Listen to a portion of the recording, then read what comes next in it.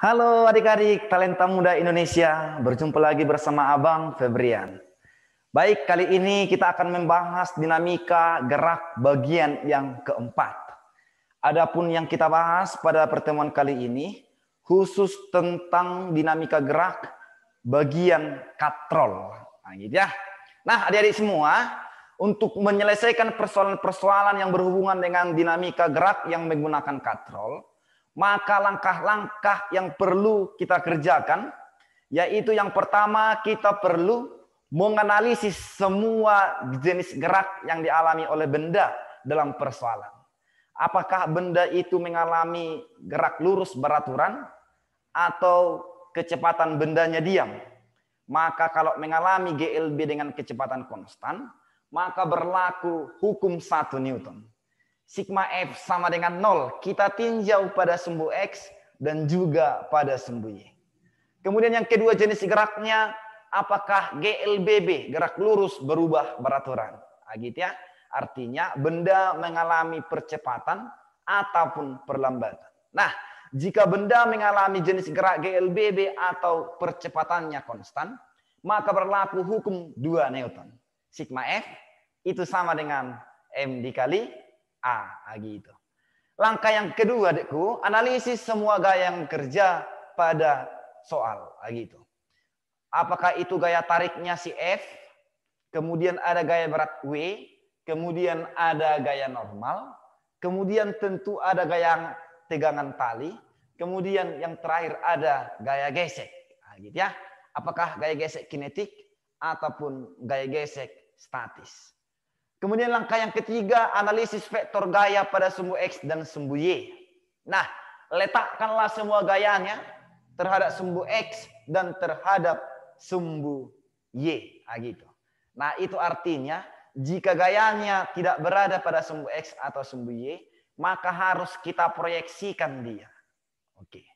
Nah, untuk memahami penggunaan daripada dinamika gerak ini, contoh soal nomor 1. Jadi diketahui dekku ada sebuah lift, di mana lift ini sedang bergerak turun ke bawah, gitu ya. Jika dalam lift ini ada seseorang, katakanlah dia mempunyai massa sebesar 60 kg, gitu ya. Lalu lift ini bergerak turun dengan percepatan 3 meter per sekon pangkat 2. Ditanya, berapakah besar gaya desakan kaki yang diberikan benda terhadap lift, yaitu gaya normal. Nah, maka yang pertama kita kerjakan, tinjau benda ini bergerak, jenis geraknya apa, gitu ya, bergerak GLB atau bergerak GLBB. Karena dia mempunyai percepatan, tentu itu GLBB, gitu. Maka kita gambarkan semua gaya-gaya yang bekerja, yaitu ada gaya berat ke bawah, kemudian gaya normal benda terhadap lift arahnya ke atas. Nah, karena benda bergerak ke bawah berlaku pada sumbu Y, sigma Fy sama dengan 0. Gaya-gaya yang bekerja pada sumbu Y ada W ke bawah, N ke atas. W searah dengan perpindahan benda, maka W lah yang kita ambil gaya positif. Lawannya berarti negatif. Maka untuk sigma Fy sama dengan M dikali A, di sumbu Y ada W dikurang N sama dengan M dikali A. Maka dari persamaan tersebut dapatlah besar gaya desakan atau gaya normalnya. Itu sama dengan W dikurang M dikali A. Maka kita dapatkanlah nilai gaya normalnya 420 Newton. Nah, gitu dia. Kemudian contoh soal nomor 2, dekku. Diketahui ada sebuah lift. Lift ini bergerak turun. Di mana massa lift ini totalnya 1.600 kg. Jika mula-mula benda ini atau lift ini turun dengan kecepatan awal 12 meter per sekon, kemudian mengalami perlambatan hingga berhenti bergerak sejauh 36 meter. Ditanya, berapa besar tegangan talinya? Oke. Karena benda ini turun dengan percepatan A, maka jenis geraknya tentu GLBB. Kita tinjaulah sigma F di sumbu Y, itu sama dengan M dikali A. Gaya-gaya yang bekerja pada lift ini ada gaya berat arahnya ke bawah, gaya tegangan tali arahnya ke atas. Kita ambil W positif karena searah dengan perpindahan, T negatif. Maka kita dapatkanlah persamaan tegangan talinya sama dengan W dikurang M kali A. Kita perlu mencari nilai percepatan daripada lift ini. Maka kita gunakan persamaan GLBB, di mana VT pangkat 2 sama dengan V0 pangkat 2 dikurang 2 AS. Maka kita dapatkan A 2 meter per sekon. Nah, gitu. Maka kita masukkanlah ke persamaan tegangan tali, didapatlah nilai tegangan talinya 12.800 Newton. Gitu dia. Kemudian dekku kita lihat soal nomor 3.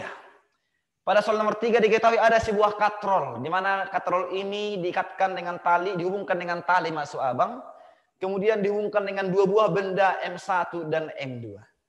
Jika massa benda 1 adalah 4 kg, massa benda kedua adalah 1 kg. Tentu karena M1 lebih besar daripada M2, maka nanti M1 akan bergerak turun, kemudian M2 akan bergerak naik. Nah, gitu.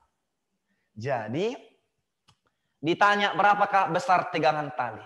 Karena kedua benda ini dihubungkan oleh satu tali, kemudian katrol itu licin, maka tegangan tali ini, tegangan tali T1 sama dengan tegangan tali T2.